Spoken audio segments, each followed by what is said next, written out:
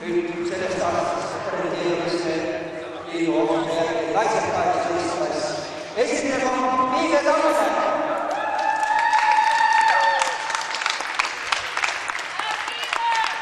Teine koht Hannula-Katrin Pandis.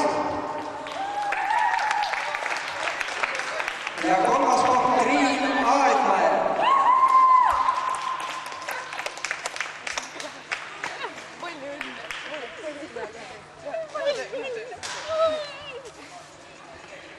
Neidute tänane võitja Piive Tammese.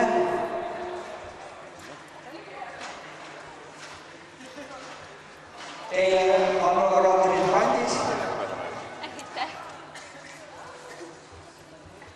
Ja kolmas Triin Aedmäe.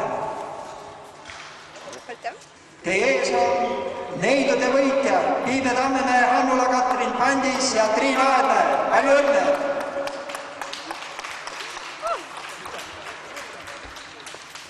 Kõige kiirem Lauri Sill. Noormiste 18 klassi võitja. Teine koht Kalev Ernits. Ja kolmas koht Rene Post.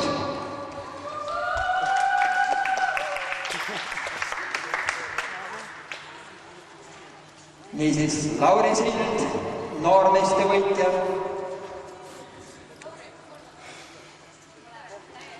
Kalev Ernits, noormeeste teine koht. Ja Rene Post, noormeeste kolmas koht. Niisiis, teie ees on noormeeste võitjad Lauri Sild, Kalev Ernits ja Rene Post. Palju õnne teile! Naise 21 klassi naistamast võitja.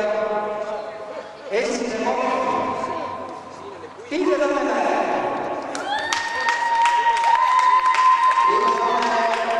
Naiste kõige kiirem. Teine koht Reeke Kuttmann.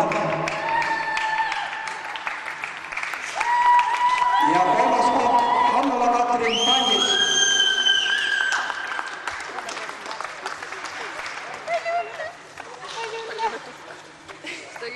Niisiis naiste võitja, Võru etapi võitja Piive Tammese. Võru etapi teine Reete Kuttmann. Võru etapi kolmas Hannula-Katrin Pandis. Teie ees Piive Tammese, Reete Kuttmann, Hannula-Katrin Pandis.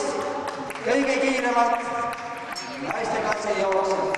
Naise võitja Lauri Sild.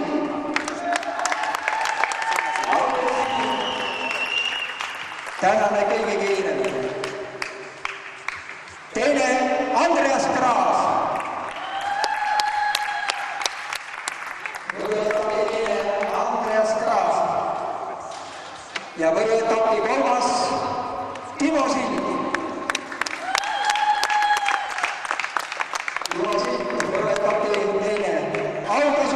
Sixten Sild. Niisiis Sixten Sild autasustab Lauri Silda. Teise koha omaniku Andreas Kraasi ja pronksmedali võitja Timo Silda. Palju õnne! Lauri Sild, Andreas Kraas, Timo Sild. Palju õnne võruetapi võitjad!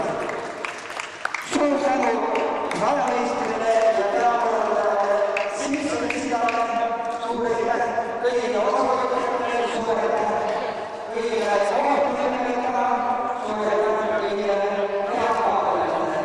Olemedi järjekordselt etapid järgmine nädalavahetus Valgas ja Tartus 2 etappi laulajad peale. Et sealt ei saagi enam niimoodi läbi, sest see on tee kinni pandud. Sellised ootamatused olid kõik. Kuivõrd on selline võistlus objektiivne selgitamas kõige kiiremad nagu jooksjad? No ta on kahtlemata 100% objektiivne selgitamaks parimat just sellel alal.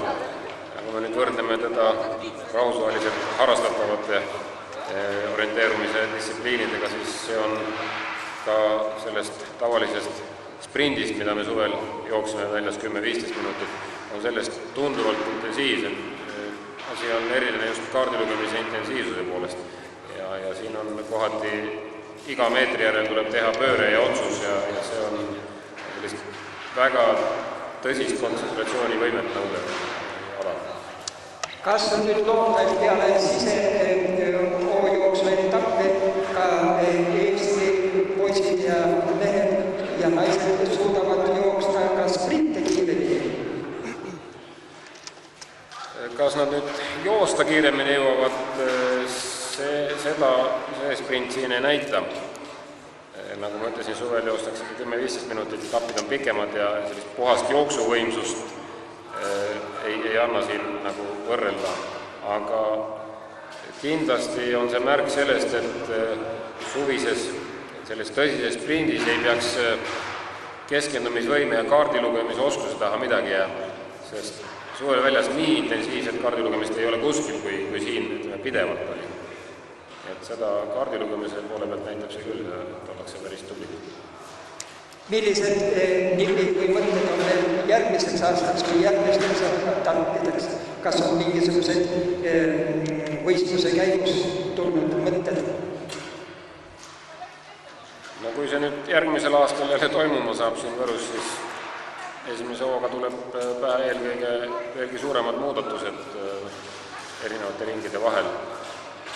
Siin on võimalik tõesti paari minutiga muuta väga tugevasti maastikku, mis reaalses elus, kui me orienteerume metsas, siis ei ole võimalikud, aga siin see ala on selline, et me tõesti paari minutiga väga tundmatuseni moonutada maastikku. Suur aitäh veel kord kaardi autorile, rajameisterile ja suur aitäh peakorraldajale, aitäh, et selline ilus võistlus täna toimus Võru spordihallis. Veel kord suur aitäh! Aitäh Jürilegi seda asja eestvedamise eest.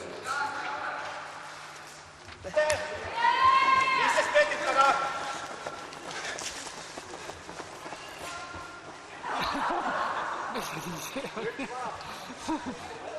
Teised ringi. Hästi läheb! Ja Lauri. Hea start oli vähemalt. Markus, juurde! Mis spetid taga?